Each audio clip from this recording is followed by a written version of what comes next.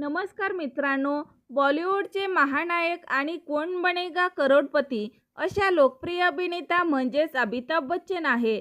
यांचे काही कारणास्तव दुर्दैवी निधन झाले आहे. तर चला जाणून घेऊया यामागचं खरं सत्य काय आहे.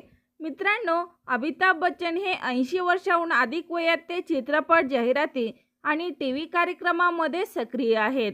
त्यांचा आवाज भारतीय चित्रपटसृष्टीतील सर्वात प्रभावी आवाजापैकी एक मानला जातो. अमिताभ बच्चन यांनी 2000 साली कौन बनेगा करोडपती या कार्यक्रमाचे सूत्रसंचालन सुरू केले होते. हा कार्यक्रम प्रचंड लोकप्रिय झाला आणि अमिताभ बच्चन यांची लोकप्रियता नव्या उंचीवर जाऊन पोहोचली. मित्रांनो, शोले या भारतीय चित्रपटसृष्टीतील सर्वात यशस्वी आणि लोकप्रिय चित्रपटापैकी एक आहे. शोले या चित्रपटामध्ये अमिताभ बच्चन यांचा दुर्दैवी अंत झाला आहे.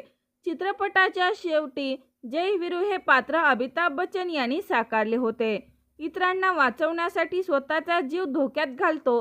गोळीबारात त्याला गंभीर दुखापत होते आणि अमिताभ बच्चन यांचे खऱ्या आयुष्यात नसून शोले या चित्रपटात शेवटी गोळीबार होऊन दुःखद निधन झाले आहे.